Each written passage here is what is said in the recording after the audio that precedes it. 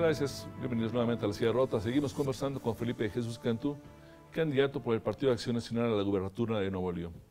Comentábamos que al parecer ha dañado mucho la imagen del Estado.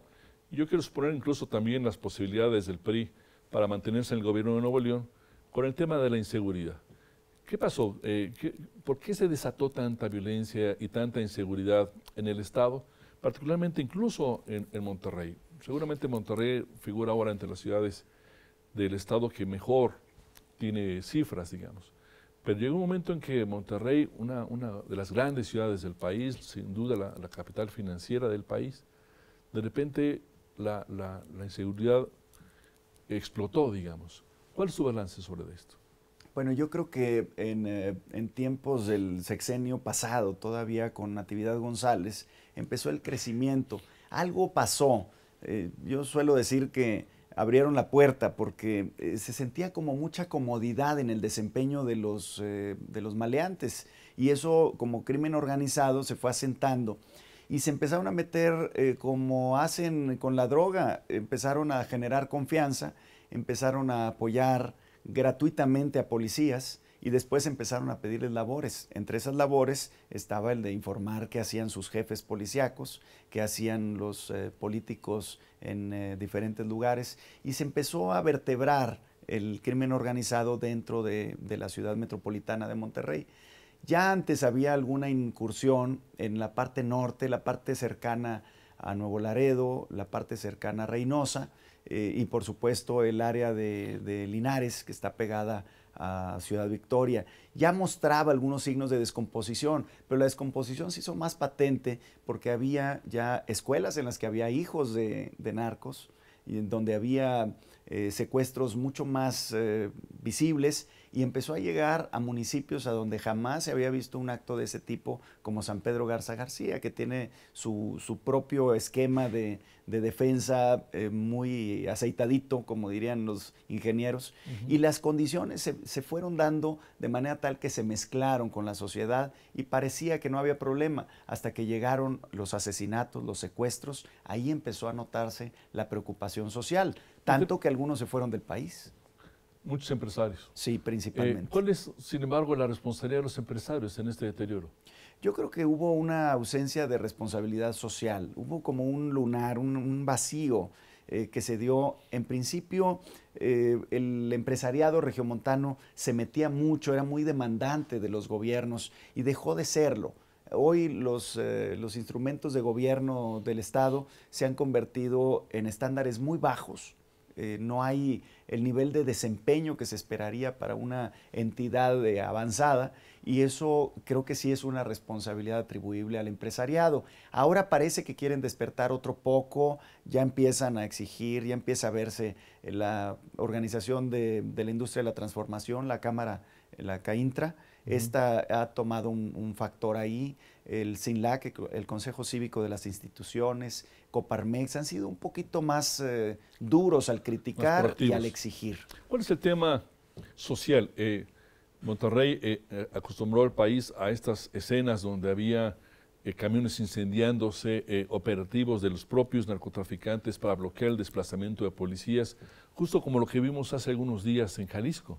Este fenómeno nació por lo menos tan notoriamente en Monterrey.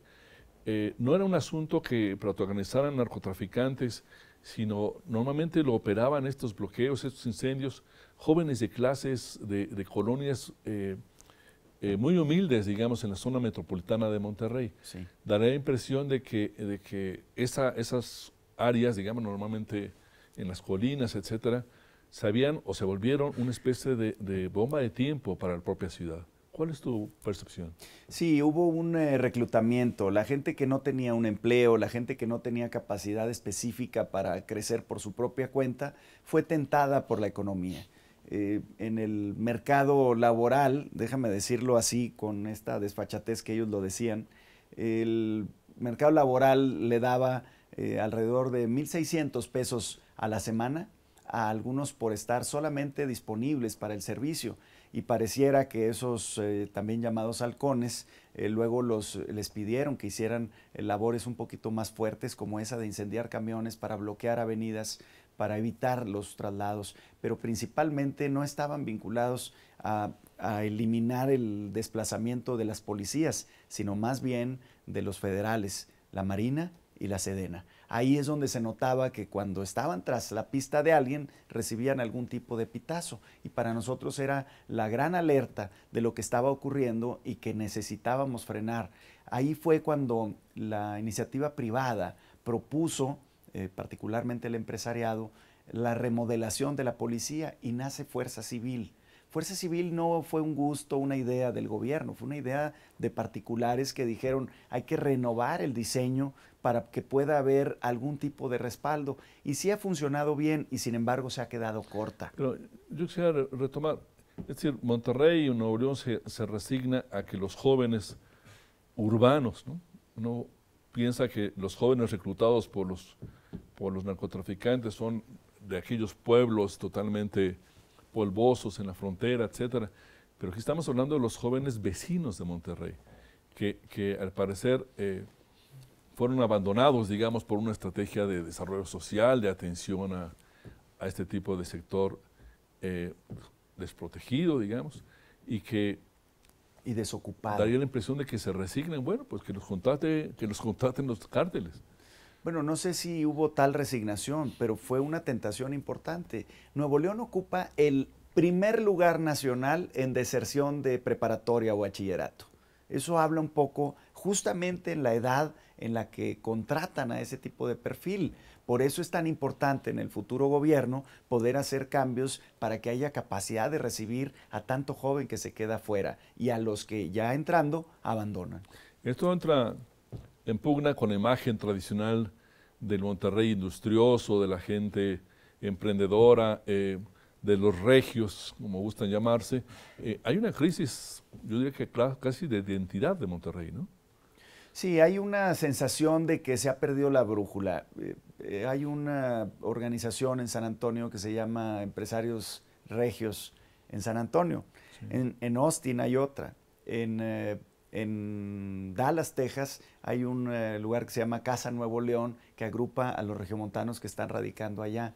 Y del Valle de Texas, pues ya mejor ni hablamos, la zona de Brownsville hasta Laredo, Texas, toda esa zona se ha venido poblando con regiomontanos que van y ponen sus negocios allá, han hecho prosperar el Valle del Río Grande, pero en lugar de tener una repatriación de capitales, estamos teniendo una erosión de capitales para poder invertir allá. Los empleos se generan allá. O sea, se van allá los que tienen dinero. Claro, el que tiene dinero se va y se lleva, por supuesto, el que no su tiene capital. nada, de alguna manera se relaciona con el crimen, y en medio debe haber una sociedad de clase media, media baja, muy angustiada. Y muy demandante de servicios. La salud ha sido un servicio que se ha caído mucho, entonces hay desesperación porque sienten no tener los argumentos para poder alcanzar una vida digna. Frente a esto debe haber una serie de propuestas, de definiciones por parte de ustedes. ¿Cuál dirías tú que es la principal propuesta, a reserva de profundizar más en tu plataforma? Es muy difícil poder decir la propuesta, pero las propuestas más vistas y más bien aceptadas que hemos hecho ha sido la ampliación del metro. El transporte ha sido una calamidad en los últimos años. La instrumentación de uniformes escolares, la red estatal de guarderías. Hay muchas mujeres que quieren trabajar, pero no tienen posibilidad porque no hay dónde dejar a los hijos y no tienen capacidad para contratar a alguien que se los cuide.